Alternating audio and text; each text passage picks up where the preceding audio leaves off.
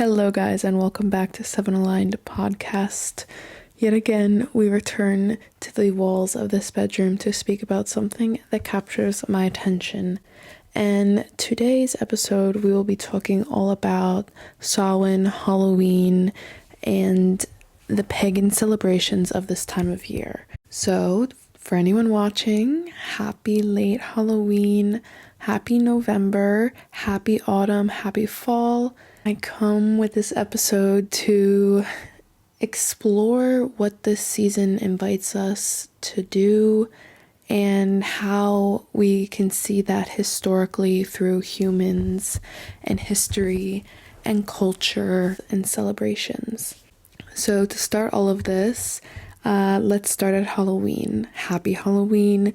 The day I'm filming this, it is November now, but Halloween just happened. And I think the most important place to start is the name origin. So the name Halloween comes from All Hallows Eve or All Saints Day, which are like the Roman Catholic celebrations of death. The idea of Halloween comes from All Hallows Day, hallow meaning holy or saint in medieval English.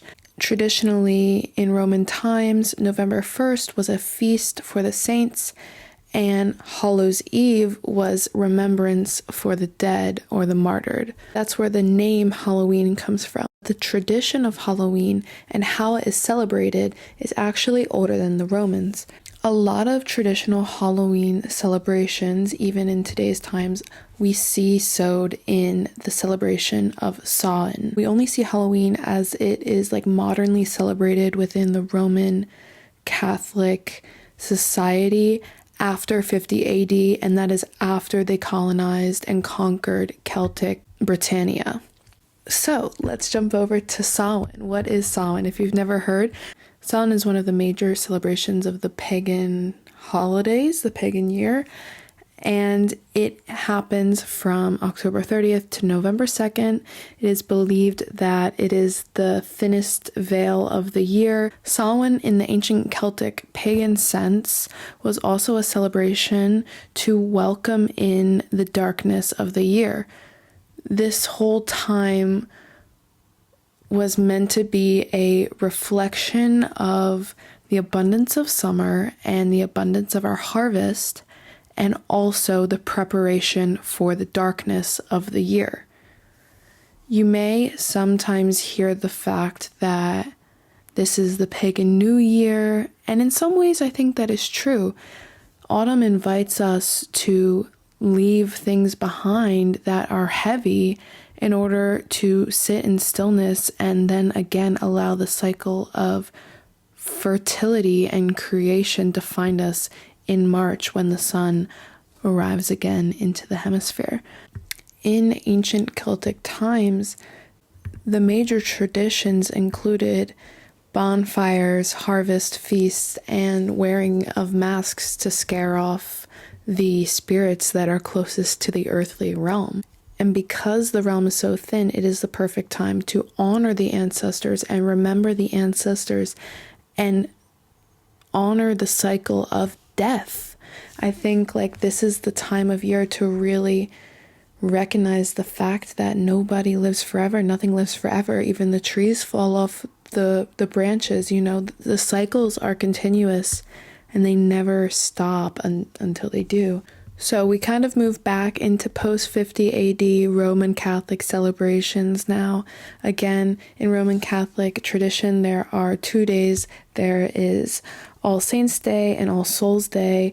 It's the same difference, All Hallows Eve, All Saints Day. One really celebrates the death of saints and one celebrates the death of martyrs.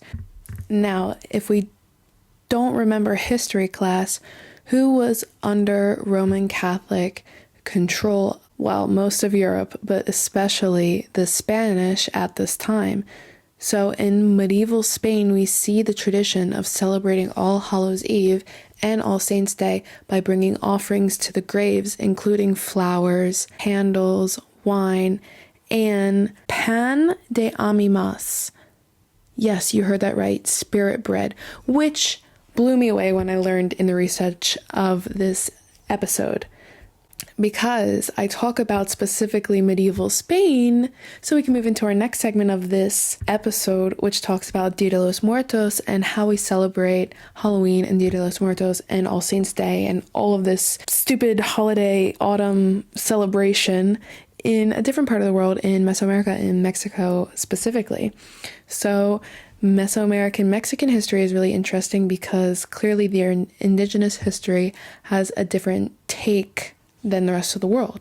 So how the Celts viewed death and how the Mesoamericans viewed death was differently, and so they had different ways of celebrating it. And in Mesoamerica, death was very close. It was, of course, as with most cultures, a part of everyday life. Death is part of life.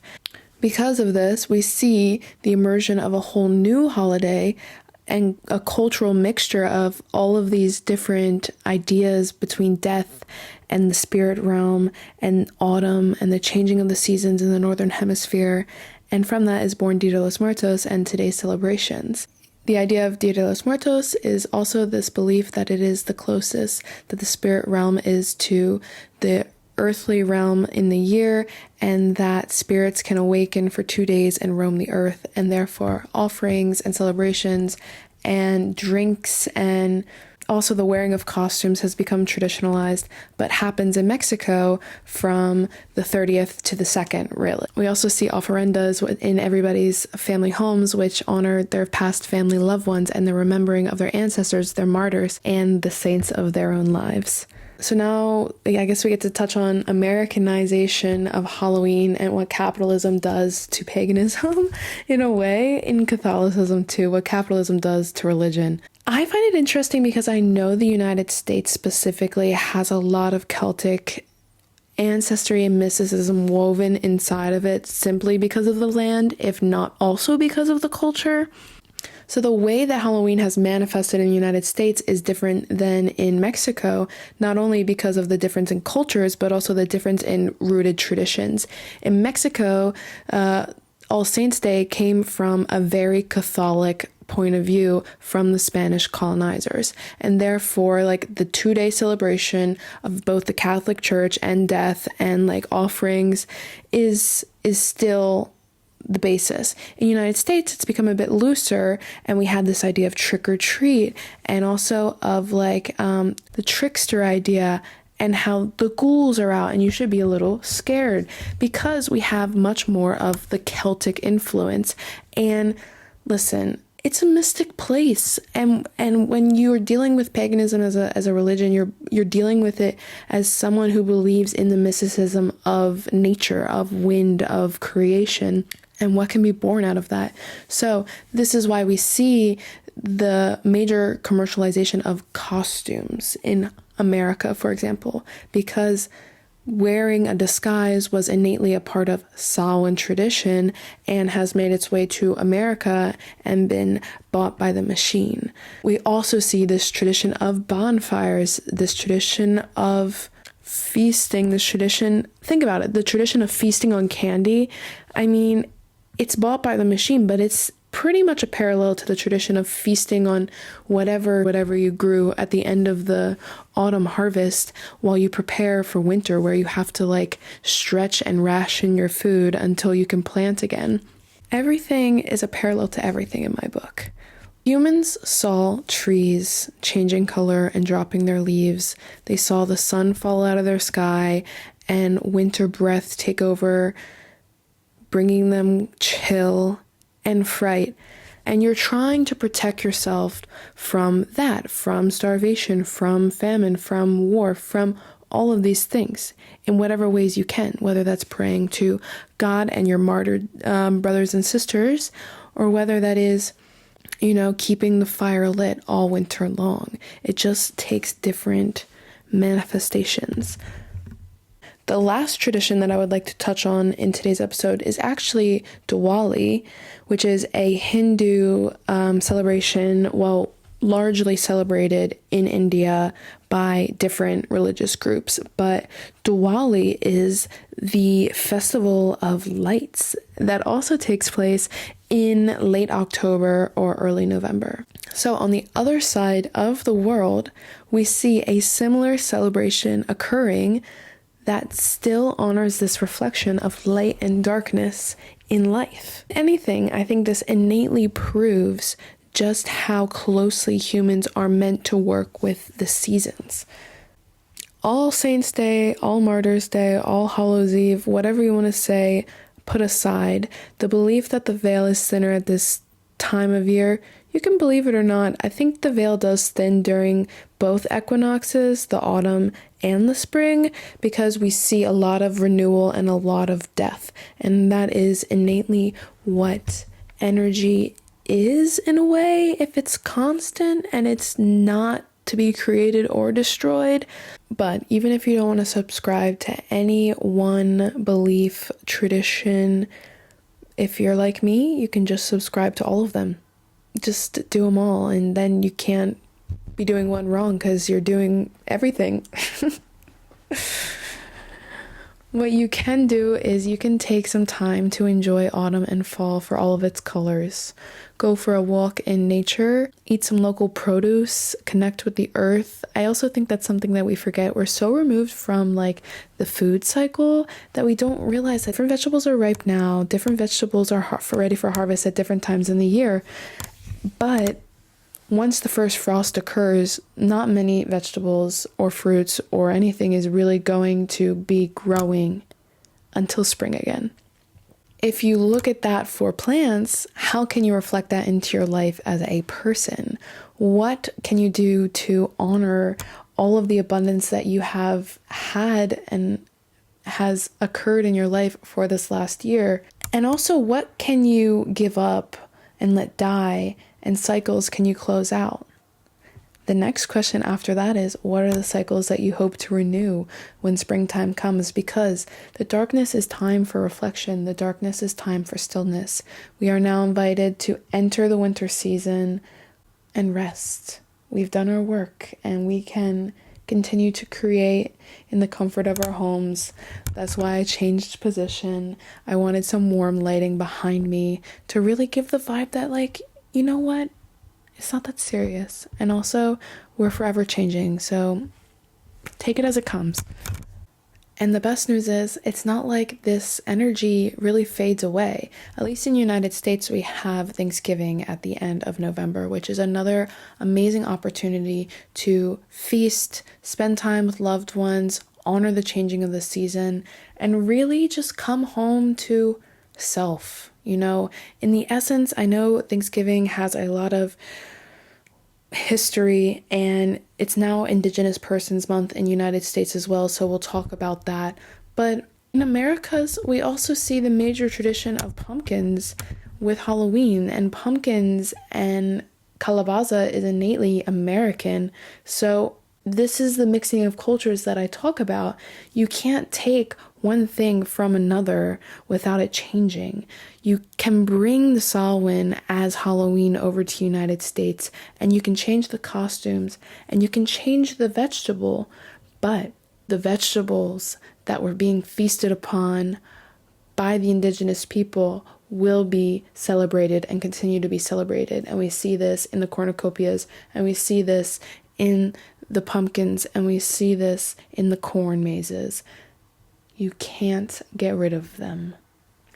So celebrate them. All November, you have all November to celebrate both the land, the people, yourself. Be happy, be cheery. And I just ask you to really ask yourself, you know, in what ways do you want to grow and do you deserve to grow? And how can you change from past versions of yourself that you don't love and don't want to resonate with into the higher versions of yourself that you dream about? We can all be better versions of ourselves.